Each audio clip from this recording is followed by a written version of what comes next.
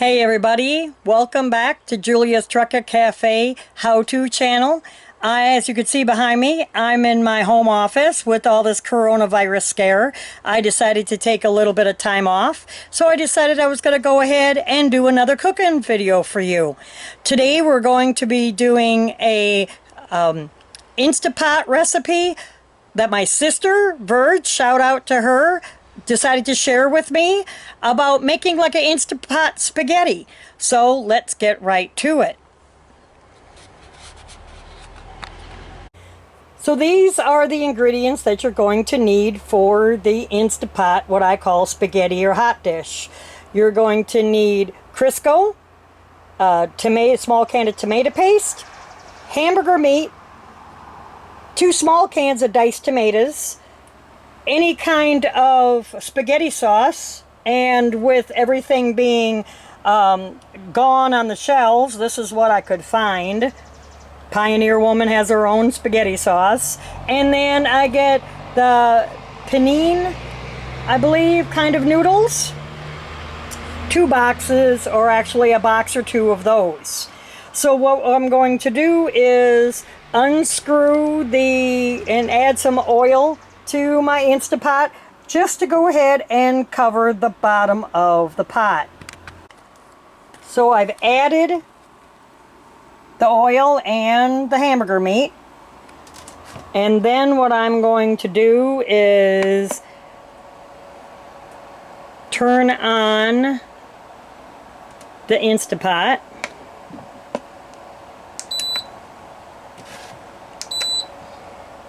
and put it under saute. And you can, for beef, and then do the temperature,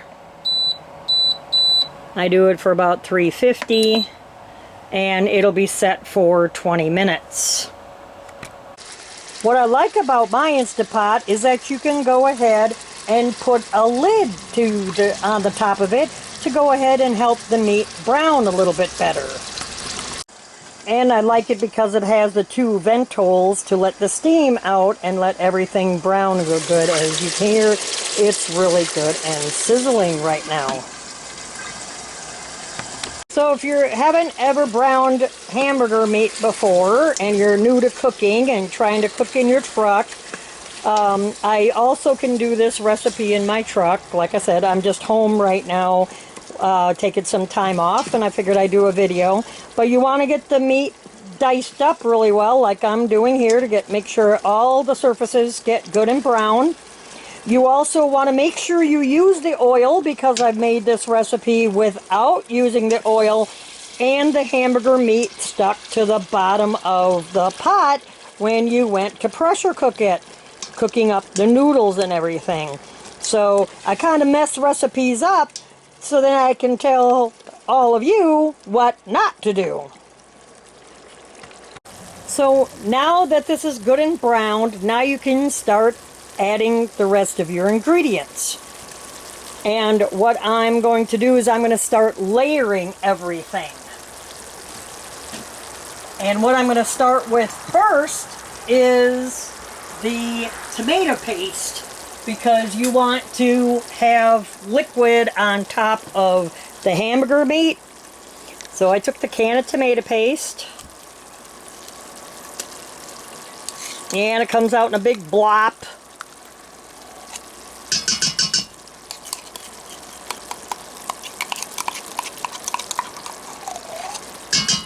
I have my mother's bad habit of making sure I scrape the can good and clean. Don't want to leave half of it in there. You can see there's a bunch left in there. And I don't know about you, but I even have some spatulas, even a real small spatula, that I can take and clean this out really good. And I found a really cool tripod for inexpensive. That's how I could do this video, that it's not all shaking around for you. So we're going to take the tomato paste, and we're just going to smooth it out around all the meat real good. You see it's trying to mix in already.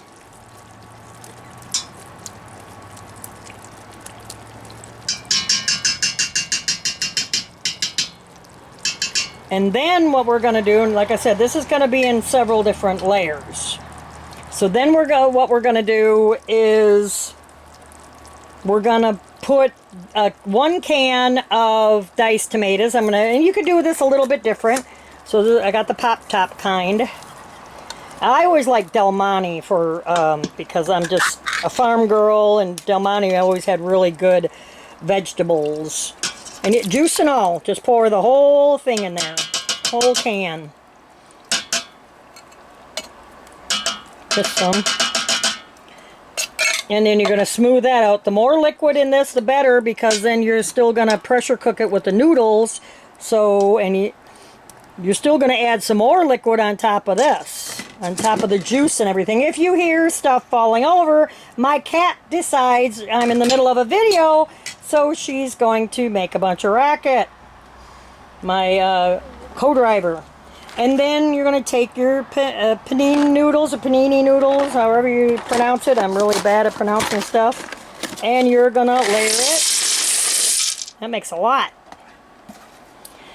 And then you could put in the other can of diced tomatoes if you want, or go ahead and put in your spaghetti sauce. And you're just going to pour that, if it'll pour. At least I know that Pioneer Woman spaghetti sauce is good and thick.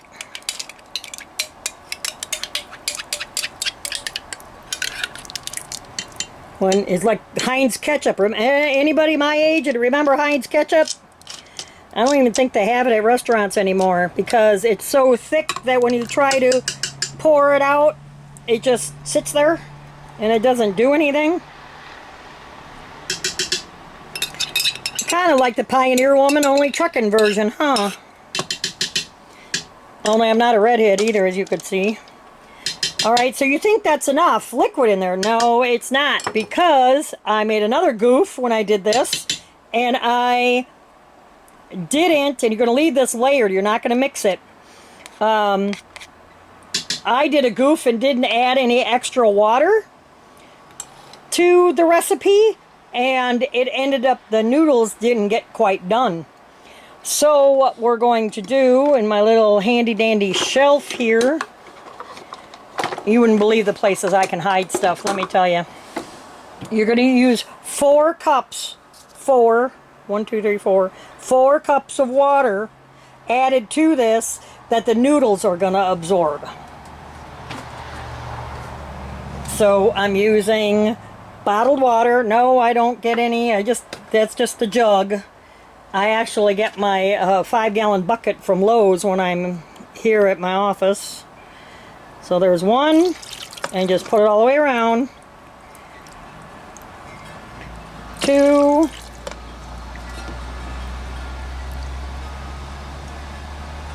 3. You want, the reason why I say 4 cups, because it'll cover everything for when it pressure cooks. You're going to need that steam and everything when you gonna pressure cook it, which we're going to do.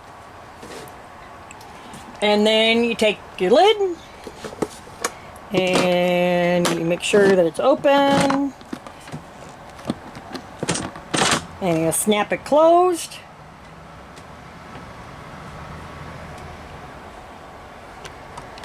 You have to do the temperature first to put it on high. Then you can, I always like cooking my stuff on high. That's just how I am. For about 40 minutes. Then you press timer here to change it. Then push the button, and then it's good to go. And make sure that it's good and locked. And then there's a separate bleed off valve there, and then this is a quick release if you didn't see my earlier videos. And we'll see you in 40 minutes. So if you can see this, because the breeze is blowing in, you see how the steam is being released from the pressure hole. When it starts building up pressure like that, that's what I was talking about. the extra steam in the pressure cooker will start releasing. And there again, because I'm not that familiar with pressure cookers, I want to share with everyone what I've learned every time, you know, I do something or mess up or anything like that. And there again with the quick release, because this is a recipe with noodles in it, you can use a quick release, and I will show you how to do that here when it's done cooking. So let's see how it turned out, shall we? Now I'm going to release the steam. Ooh, there it goes.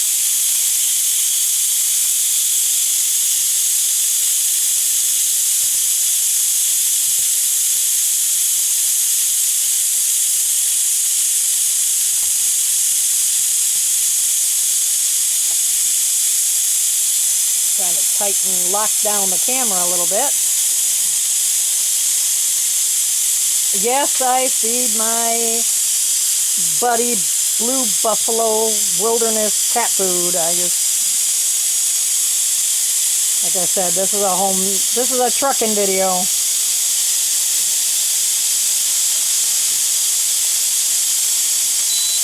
Let all the steam release. I shut the pot off at the moment. I really don't need to keep it warm.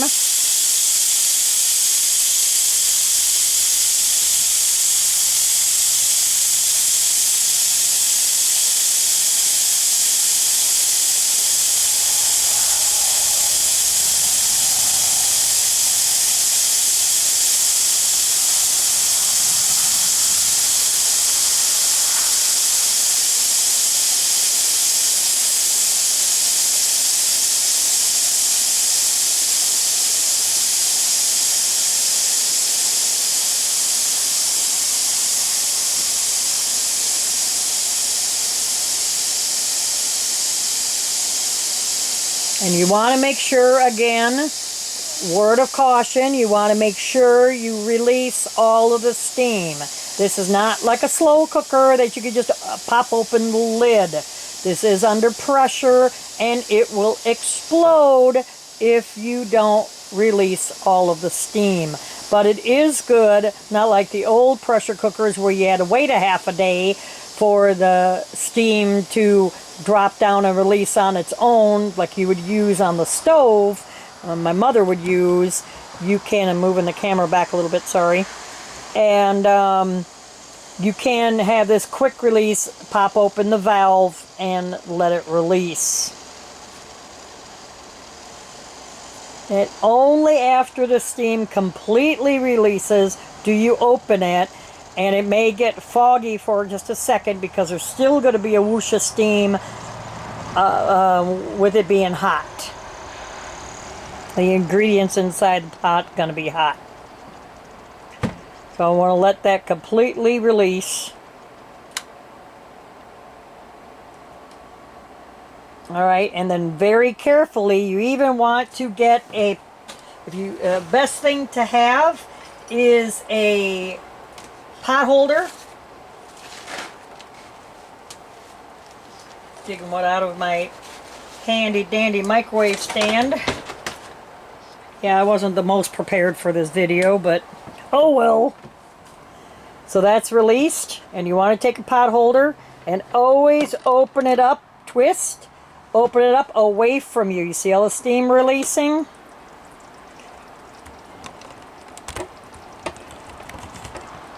There's a bunch of steam releasing right there. And you still want to be careful when you take the lid off. And see, you can see how it's boiling.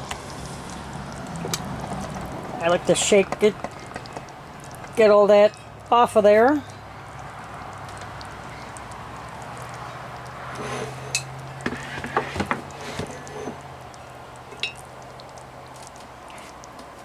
And then because of the hamburger meat, you're going to have some oil on the top. But you see how nice and done the noodles are? A lot better than the last time I made this. So as this spins around, just take your... Don't grab it with your bare hands. Take your pot holder. And yeah, you can see I like wine. And just hold the inside container, the inside pot, and just really mix this around. Doesn't this look delicious? And too bad, I wish you guys could smell this. It smells so good.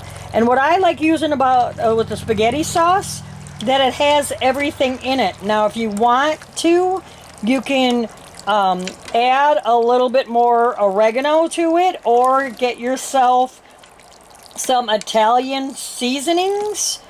That is just like, just add seasonings to your spices and stuff.